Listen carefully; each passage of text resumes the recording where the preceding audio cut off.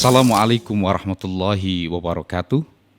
Alhamdulillah wa syukrulillah wassalatu wassalamu ala rasulillahi wa ala alihi wa ashabihi mawalah. Rabbi syrah li sadri wa yassir li amri wahlul uqdatam min lisani yafqahu qawli amma ba'du. Selamat malam sahabat-sahabat di seluruh Indonesia. Jumpa lagi dalam acara Cerita Banser, Ceban, podcast Ansor edisi Ramadan. Sahabat, seperti yang kita ketahui bahwa pada Ramadan kali ini di podcast Ansor akan menyajikan hal-hal yang tentu sangat erat hubungannya dengan Ramadan.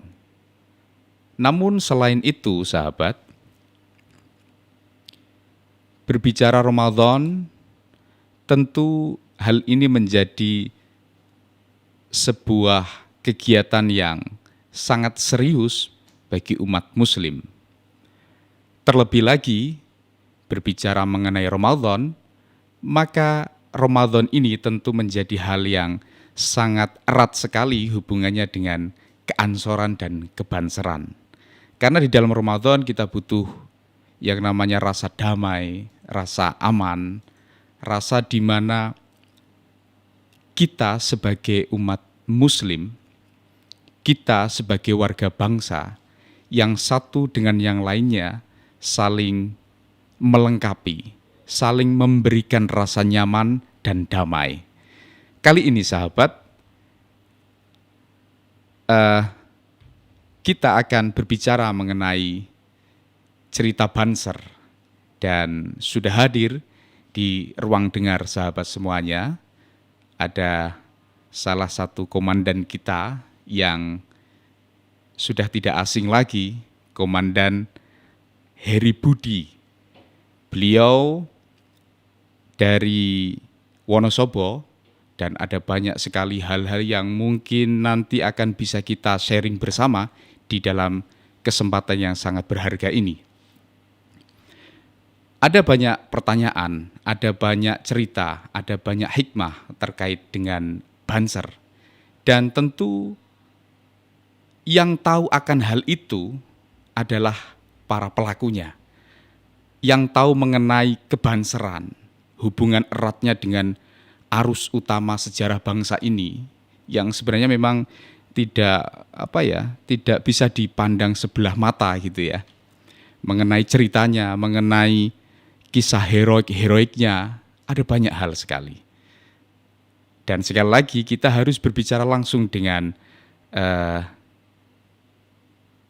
Komandan Heri Budi untuk mengklarifikasi bagaimana sih sebenarnya Banser itu, bagaimana titah Banser terhadap bangsa ini, bagaimana seharusnya Banser menjadi garda terdepan yang tidak boleh diambil sebelah mata saja, tetapi benar-benar Banser itu menjadi arus utama yang seharusnya disejajarkan dengan sejarah bangsa yang agung ini. Tetapi sekali lagi bahwa memang sejarah itu tidak pernah berjalan secara linear gitu ya kira-kiranya. Kita langsung sapa saja Komandan Heri Budi. Assalamualaikum warahmatullahi wabarakatuh, Komandan Heri Budi. Waalaikumsalam warahmatullahi wabarakatuh. Siap sahabat Zaid dan sahabat di studio, sahabat Ansor Banser seluruh Indonesia. Berkah selalu di bulan Ramadan ini. Amin, amin, amin. Bagaimana kabarnya Komandan Heri? Alhamdulillah sehat walafiat. Ini baru 1,5 hari kan sampai rumah. Kemarin baru pulang dari Jakarta itu. Malam anugerah dan pembubaran panitia satu abad NU. Apresiasi itu baru ya, pulang, ya, apresiasi betul. Baru 1,5 hari sampai rumah ini. Terus dikabarin suruh podcast siap, kan di Banser harus siap terus, nggak ada kalimat nggak siap. Dari Jakarta ke Wonosobo dan ya? Iya, kemarin kita naik kereta api turun Purwokerto naik bis travel ke Wonosobo. Oke. Komandan Heri, kita diberikan mandat oleh sahabat-sahabat, oleh komandan-komandan bahwa Banser ini menjadi sesuatu yang sangat unik sekali, yang sangat menarik sekali, sehingga saking uniknya yang namanya pohon itu semakin tinggi itu kan anginnya semakin kencang gitu dan ya. Dan dari hal-hal semacam itu kita didaulat oleh sahabat-sahabat untuk harus mengekspos kegiatan kebanseran, harus sejarah-sejarah yang sangat unik dan heroik itu harus dipublis secara baik di khalayak kita.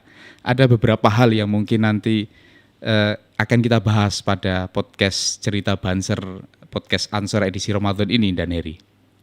Oh, siap-siap. Jadi ya itulah Banser. Saya berbanser sejak tahun 1997 atau 98. Jadi sudah 20 tahun lebih kita beransor dan berbanser, tapi alhamdulillah sampai sekarang masih menikmati beransor, menikmati berbanser karena doa dari para kiai-kiai kita, para habaib yang cinta dengan aswajah nahdiyah, sehingga semangat ini nggak pernah luntur sampai sekarang. Sehingga kalau ini semangat ini yang terus kita kembangkan pada sahabat-sahabat semua, agar tidak pernah luntur cinta sedikit pun pada aswajah nahdiyah dan NKRI. Sebelum masuk pada hal-hal yang berkaitan dengan kebanseran ini, dan mungkin Komandan Heri bisa memberikan cerita atau track record latar belakang Komandan Heri ini sebagai banser sehingga sampai di titik ini bahwa jenengan Komandan Heri menjadi salah satu jajaran pengurus di Satkornas Kebanseran, mungkin tepatnya di Asrendiklat, begitu ya Dada? Siap. Mungkin bisa diceritakan Komandan Heri, monggo.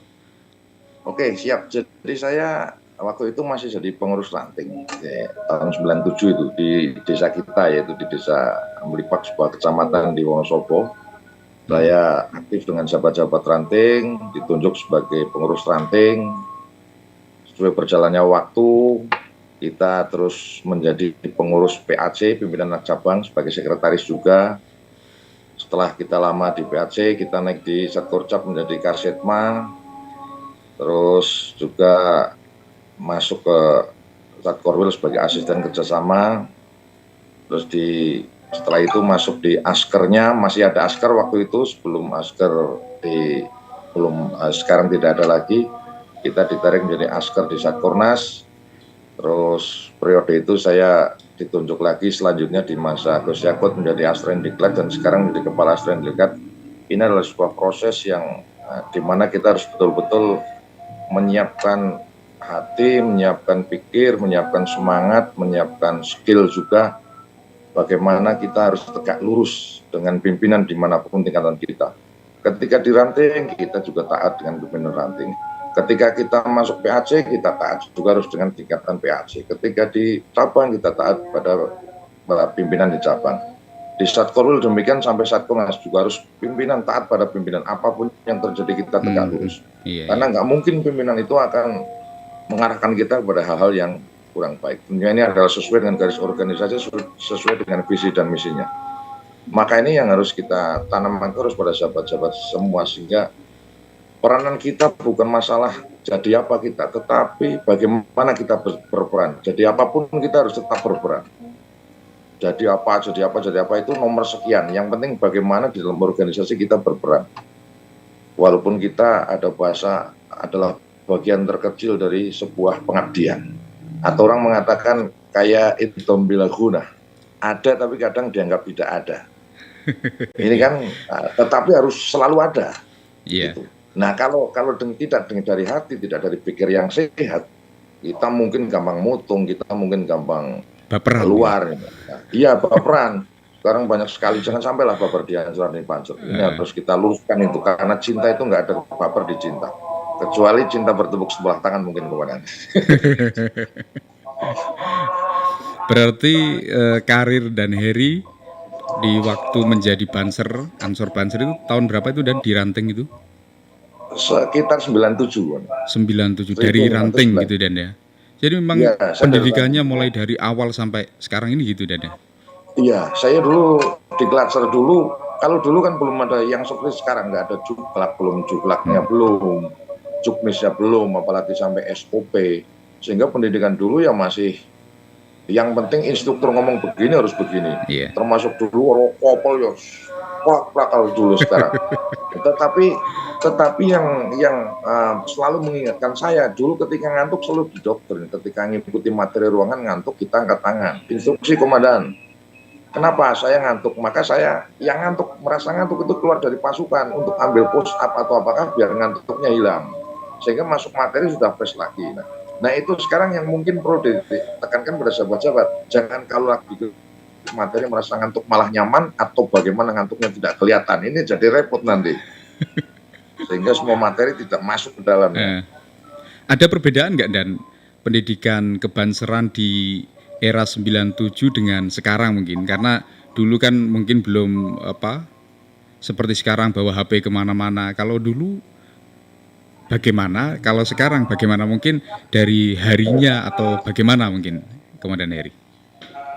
Ada, ya perbedaan ada tentunya, tetapi output, yang penting outputnya yang tidak keluar dari konteks output sebuah pengkaderan.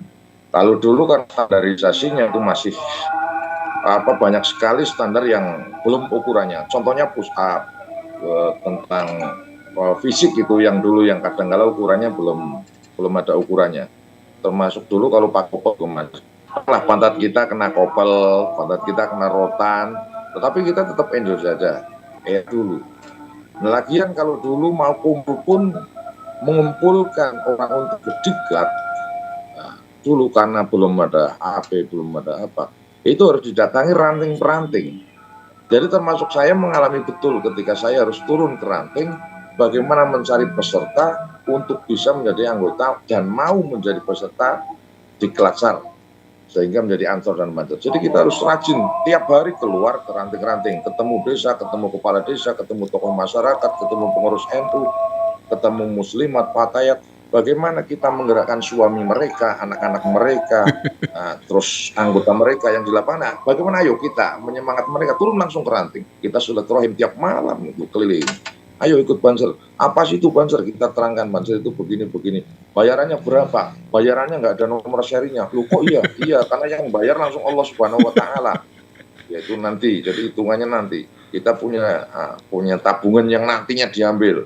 Karena itu langsung dicatat oleh Yang Maha Bos, yaitu Allah Subhanahu Wa Taala. Ya, begitulah dengan guyon-guyon.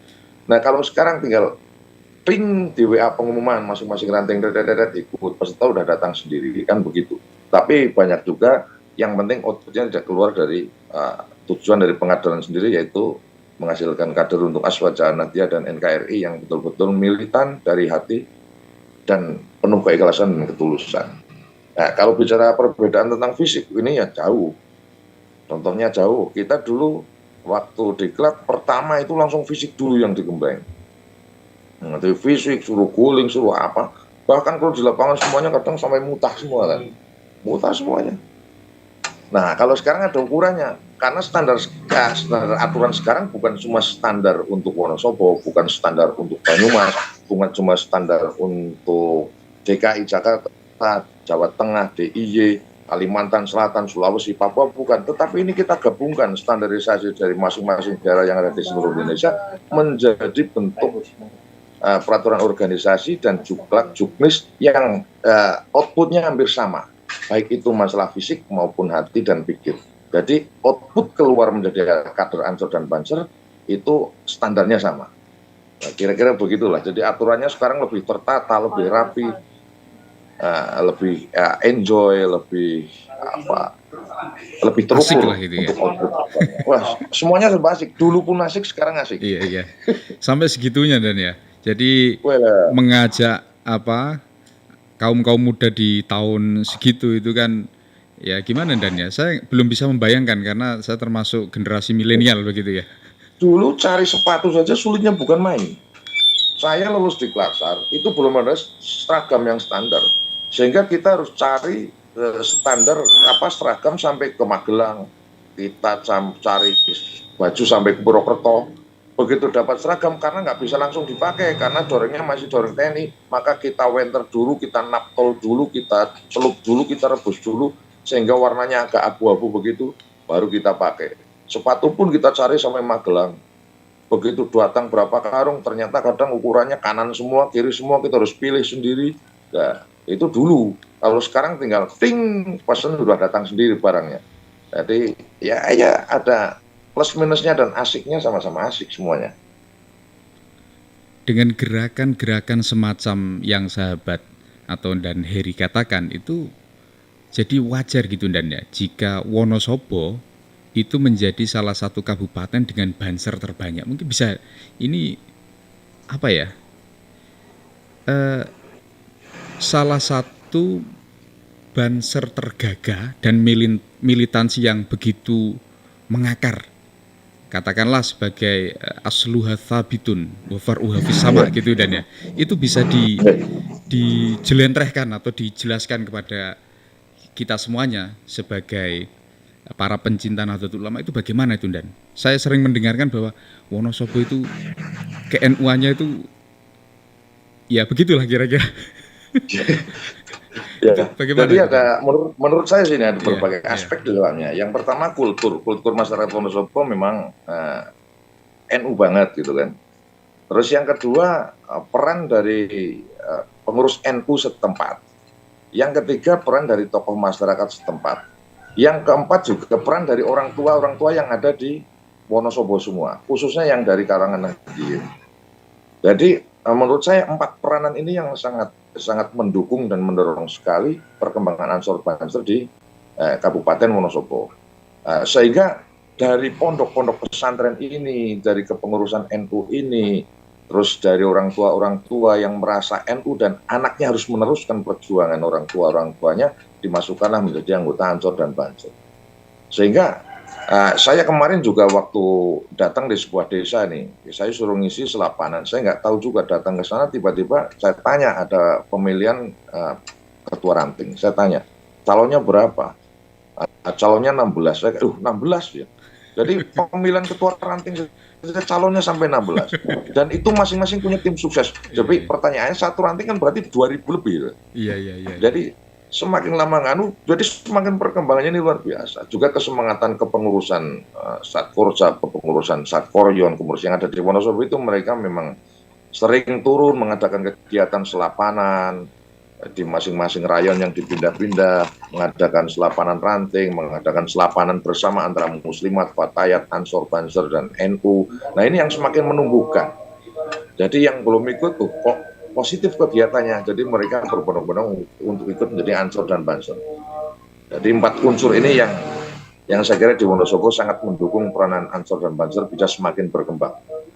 Kalau Bagaimana? kalau Saya kira. boleh pamer nih dan ya. Kira-kira Ya. jenengan bisa memamerkan apa dan di kegiatan keansoran dan kebanseran di Wonosobo? Ini sebagai motivasi untuk kawan-kawan atau sahabat-sahabat atau komandan-komandan yang lain di seluruh Indonesia, sahabat atau dan Heri. Oke. Satu, kita biasanya ini saya gambarkan umumnya di sebuah rayon kota dulu.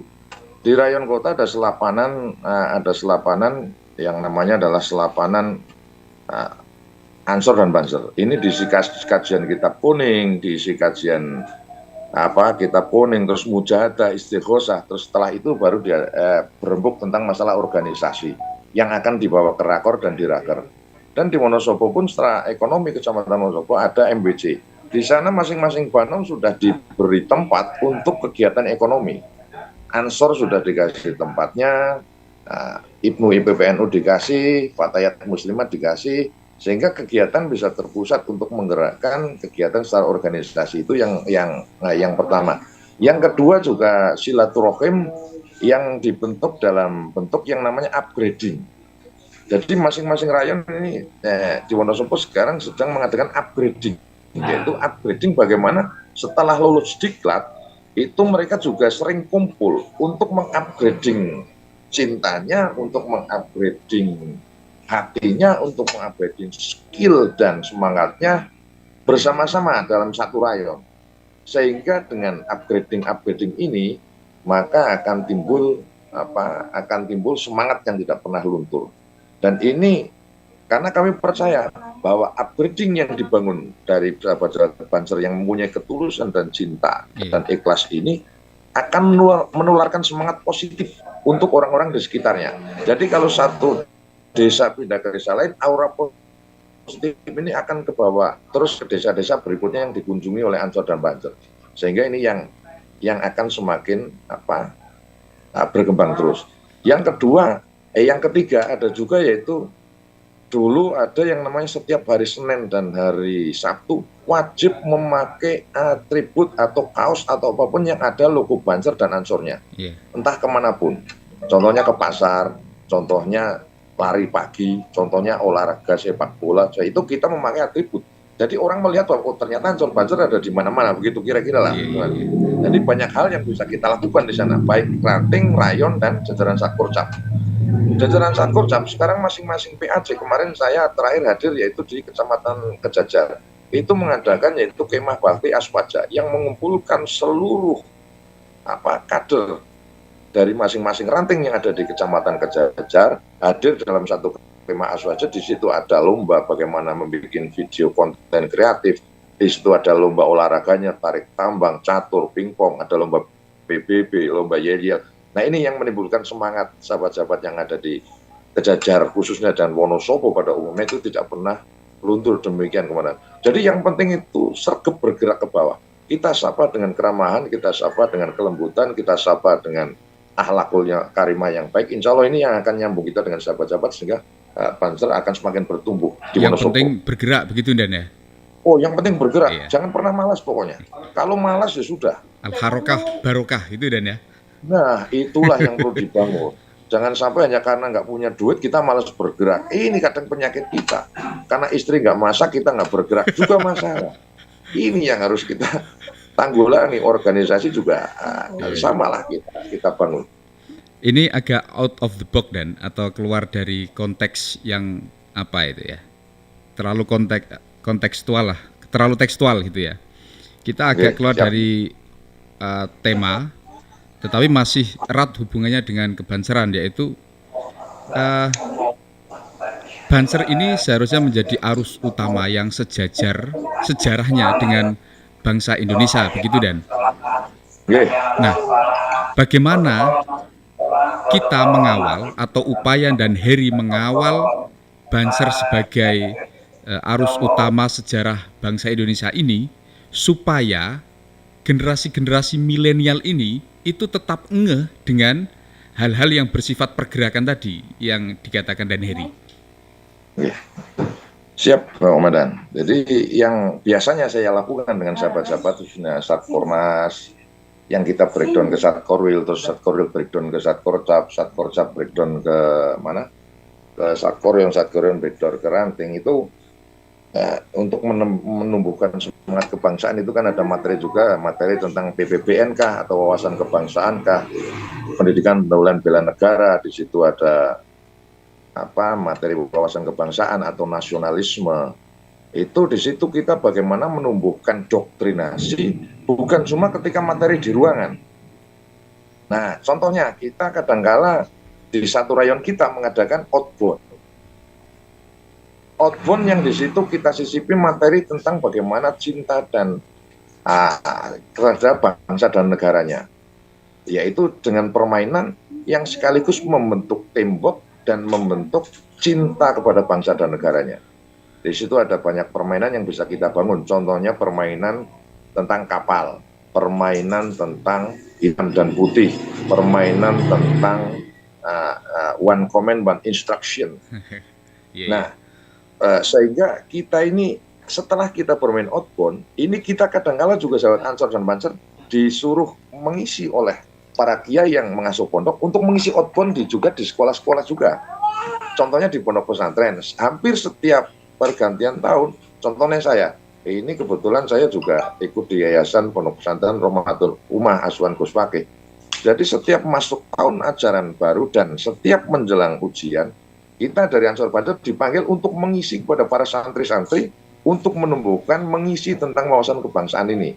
Nah, ini yang pelan-pelan kita bangun, bukan cuma di kalangan santri, tetapi kita akan merembet juga kepada kalangan non-santri. Jadi memang Banser itu bukan hanya ini sebagai Dan Heri ya, bukan hanya di tengah masyarakat, tetapi memang masuk di lembaga-lembaga pendidikan, begitu Dan ya?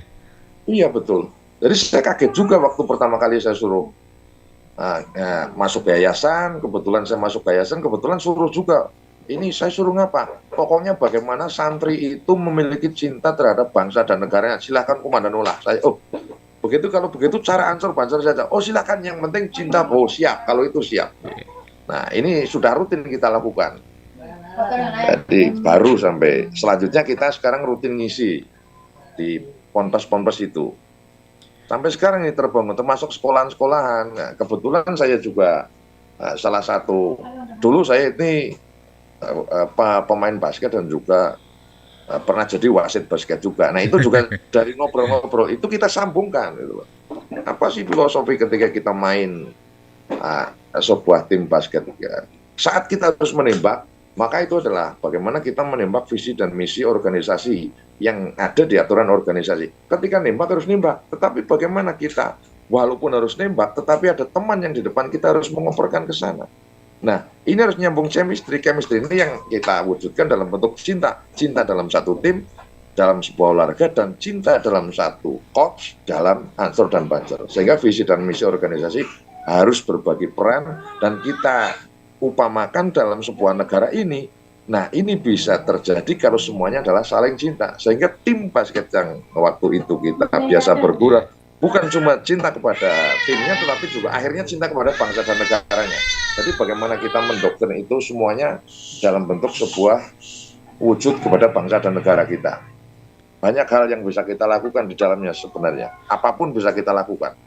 Cuma yang penting jangan malas. Segitu banyaknya dan ya kegiatan-kegiatan keansoran, kebanseran yang juga dilakukan secara volunteer gitu ya. Atau sebagai relawan karena cinta gitu.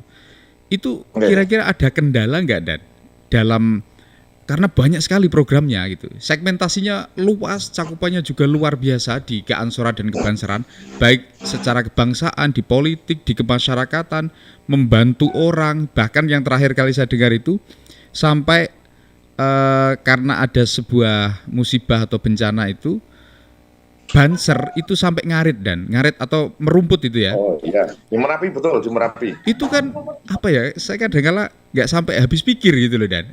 Ada nggak kisah-kisah heroik, kisah-kisah konyol mungkin, atau kisah-kisah lucu? Karena Banser kan ada yang muda, ada yang tua, juga ada yang sudah mempunyai anak, macam-macam. Ada nggak cerita-cerita itu Dan? Ada. Yang penting dalam setiap materi saya selalu mendoktrin sama sahabat. Kendala pasti ada, tetapi di balik kendala pasti ada kendali. Nggak mungkin kendala tanpa kendali. Itu yang pertama. Keren ya, itu Dan. Itu yang pertama itu. Di balik kendala ada kendali gitu Dan ya. Iya, di balik kendala pasti ada kendalinya. Nggak mungkin Allah memberikan kendala tapi nggak ada kendali di dalamnya, kan pasti itu. Nah, sehingga sahabat-sahabat ini turun karena cinta dan ikhlas itu tadi. Bagaimana kita menyambungkan rasa ikhlas kita ini menjadi sebuah, tanpa ada perintah pun kalau ada bencana langsung tergerak untuk berangkat. Jadi nggak nunggu. Kalau bencana nggak mungkin kita nunggu. Kalau nunggu nanti sampai satu kecamatan habis semua kalau tanah longsor. Sehingga kadang-kala kita koordinasinya setelah sampai lokasi. Nah, kita pernah, ini pengalaman lucu sih. Waktu itu ada bencana alam di Banjarnegara, ini di daerah Karangkobar. Nah, daerah Karangkobar ini. Jadi waktu itu saya juga turun dengan sahabat-sahabat dari Wonosobo, Pemalang, Pekalongan, ada juga dari Purbalingga, ada juga dari Banyumas, turun ke sana untuk membantu. Setelah sampai di sana kita diperintahkan untuk Bagana adalah bagian oleh pusat komando, dikasih perintah untuk menjadi perintah untuk sterilisasi tenda pemulasan jenazah, karena waktu itu ada kunjungan presiden dan juga para menteri. Maka diperintahkanlah Bagana tolong sterilisasi tenda pemulasan jenazah. Siap, kami semuanya siap. Saya perintahkan sama sahabat, oke, tolong disterilisasi. Begitu presiden datang, ternyata tendanya sudah roboh semua, bersih, sampah-sampahnya nggak ada, tendanya sudah bersih semua. Terus saya diterima, loh ini siapa yang bongkar tenda? Ya Bagana tadi. Terus saya duduk sambil aduh ampun. Ternyata mereka, ya namanya di lapangan. Ya sterilisasi. Saya panggil lagi, ini kenapa tendanya dirobohkan? Nah ini sesuai dengan perintah komandan, bahwa kita harus sterilisasi komandan. Yang maksudnya sterilisasi itu dibersihkan kotorannya, sampahnya, darahnya dan sebagainya, bukan tendanya itu dirobohkan. Jadi dengan perasaan berkecamuk pun, waduh, akhirnya kita dalam waktu nggak kurang 10 menit pasang lagi tendanya. Alhamdulillah dengan skill, dengan kemampuan dan kesigapan sahabat, nggak sampai 10 menit tenda udah terpasang lagi. Dan akhirnya juga waktu itu Presiden juga tersenyum juga. Wah, Pak Gana ini memang Banser luar biasa. Suruh bongkar juga cepat, suruh Iya. bangun juga cepat. Suruh sterilkan, Gitu. sterilkan beneran gitu Dan ya. Kan semuanya, sampai tendanya, porsinya hilang semua. Ini agak konyol sih Dan, cuman ya kalau tidak Banser mungkin tidak percaya gitu ya. Atau tidak Nggak cinta NU percaya, tidak percaya. nggak percaya. Kita kejadian nyata sebenarnya banyak sekali begitu. Tetapi ya ini yang membuat kita semakin kuat juga justru hal-hal begitu, Bapak Dan. Jadi dari Ada peristiwa mungkin begitu, kisah lain begitu Dan? banyak sebenarnya. Suruh waktu itu juga ini bahkan lagi. Suruh dibagi stru, kan ada stru, Iya. special unit ini. Ada stru dapur umum, ada stru evakuasi, ada stru yang satunya stru manajemen posko. Ketika ditunjuk jadi manajemen posko pada malas, ketika ditunjuk menjadi stru manajemen posko pada malas, mereka pilihnya semua adalah stru evakuasi, mencari korban. Begitu belum sampai, angkat tangan terus semua. Maaf komandan, bisakah ditolong? Wah, mereka muntah-muntah semua. Lu saya tanya, kenapa muntah-muntah ini? Oh komandan, ternyata yang maksudnya kami evakuasi ternyata mayatnya itu sudah busuk semua. Jadi tangan mengangkat, malah tangannya masuk ke tubuh mayat. Jadi waktu itu awal mereka berpikiran bahwa menemukan korban itu masih utuh mayatnya, ternyata sudah busuk dan tidak bisa dipegang. Jadi tidak dievakuasi, malah minta dievakuasi. Aduh ampun kita, ini banyaklah hal begitu yang di lapangannya terjadi sering. Tetapi inilah sekali lagi bukan masalah apanya, tapi menjadi kita semakin kuat. Iya. Contohnya, kita kemarin saya turun ke Fak-Fak ini, Papua Barat dengan sahabat. Di distrik, dekat distrik Bombray. Kita mengadakan susbalan di sana. Dengan sahabat-sahabat asli Papua Barat, juga ada dari asli Kaimana, yang asli warga Papua di sana, kita mengadakan giat susbalan di sana. Kita sudah siap semuanya itu. Ternyata di sana nggak ada sinyal. Waduh. Jadi selama 5 hari kita termasuk nggak bisa ngabarin keluarga, nggak bisa. Jadi mereka galau itu gara-gara nggak ada sinyal. Oke Dan. Banyak sekali cerita-ceritanya. Saya sudah dikasih notifikasi nih Dan, supaya untuk mengakhiri ini. Tapi sebelum diakhiri ada 2 pertanyaan masih ini harus dijawab ini Dan ya. Yang 2 pertanyaan terakhir adalah satu, kegiatan Ansor Banser di Wonosobo hari ini kira-kira apa Dan? Atau dalam waktu dekat lah tentang kebanseran ini apa? Oke, siap. Kemarin saya kebetulan pas pulang dari Jakarta, saya mampir ke MBC Kota Wonosobo. Kebetulan di sana lagi ada Rakercap Banser. Nah, mereka ini di Ramadan ini mereka mengadakan satu bersih-bersih masjid. Jadi seluruh satkoyon dan ranting yang ada, mereka bersih-bersih masjid semuanya itu. Yang kedua, menjadi inisiator bersih-bersih dan ziarah kubur di masyarakat masing-masing ranting sahabat Banser. Yang ketiga, kajian dan tarhim, tarweh silaturahim di masing-masing PAC dan Satkoryon. Ya, dan akan ditutup nanti setelah Lebaran adalah kemah bakti aswaja se-Satkorcap Banser Wonosobo. Akan diadakan lomba, akan diadakan upgrading masing-masing Satkoryon dan PAC akan mengeringkan pesertanya untuk dalam satu wadah yaitu kemah bakti aswaja. Itu kira-kira ada 4 hal itu yang sekarang lagi digarap oleh sahabat-sahabat di Satkorcap Wonosobo dan pimpinan cabang Gerakan Pemuda Ansor Kabupaten Wonosobo. Terakhir Dan Heri, pesan-pesan untuk generasi milenial. Ya, generasi milenial ini kan generasi nol lah ya, generasi nol. Yang pertama, generasi milenial ini ada karena adanya generasi old. Jadi mereka tak akan pernah ada tanpa adanya generasi old. Seperti halnya bagaimana kita cinta kepada bangsa dan negara ini, dan ditanya dalilnya ini lucu. Karena dulu di kandungan kita juga tidak pernah minta pada Allah untuk dilahirkan di Indonesia. Kita tidak pernah minta pada Allah untuk dilahirkan dari rahim kedua orang tua kita, bapak dan ibu kita yang sekarang. Kita nggak pernah minta. Tetapi Allah kun fayakun, kita dilahirkan di Indonesia. Kita kun fayakun dilahirkan dari kedua orang tua kita. Berarti karena ini kun fayakun dari Allah, berarti melekat pada kita, yaitu amanah yang diberikan oleh pada Allah untuk menjaga tempat lahir kita, yaitu bangsa dan negara Indonesia, dan menjaga kedua orang tua kita, yaitu yang namanya birrul walidain. Ini adalah sebuah kewajiban yang harus dilakukan oleh anak milenial zaman sekarang. Karena tak ada milenial tanpa adanya all. Nah, ini harus dibangun rasa. Kita teruskan perjuangan kedua orang tua kita perjuangan pada penerus perjuangan bangsa dan pahlawan bangsa ini, sehingga cinta kita kepada bangsa dan negara ini tidak pernah luntur, cinta kita kepada orang tua tidak akan pernah luntur dan tidak akan pernah tergantikan, yaitu dengan selalu meletakkan akhlakul karimah dan ketulusan dalam cinta kepada bangsa dan negaranya, serta kepada kedua orang tuanya, serta sahabat-sahabatnya semua. Demikian kira-kira lah. Terima kasih Dan Heri atas waktunya, atas kesempatannya, sangat inspiratif untuk kita semuanya. Salam untuk keluarga di rumah, Dan Heri. Siap, berkah. Assalamualaikum warahmatullahi wabarakatuh. Waalaikumsalam warahmatullahi wabarakatuh. Sahabat, baru saja kita berbicara banyak hal dan sangat inspiratif, dan tidak terasa kita mau nggak mau harus diakhiri ya, karena segmentasinya jelas. Karena berbatas waktu, mau nggak mau, suka tak suka, rela tak rela harus diselesaikan, kira-kira begitu. Ada banyak hal yang sudah diungkapkan, yang sudah dituturkan oleh Dan Heri barusan. Namun saya bisa menangkap satu hal saja. Namun saya bisa menangkap satu hal, bahwa perawatan kita, penjagaan kita terhadap sistem genealogi, sistem sanad itu harus kita lestarikan. Bagaimana mungkin agama ini, bagaimana mungkin Nahdlatul Ulama tanpa sanad? Rasanya mustahil gitu ya. Sekali lagi sahabat, ikuti terus di podcast Ansor edisi Ramadan. Jangan lelah mencintai Indonesia. Wallahul muwaffiq ila aqwamit thoriq. Assalamualaikum warahmatullahi wabarakatuh.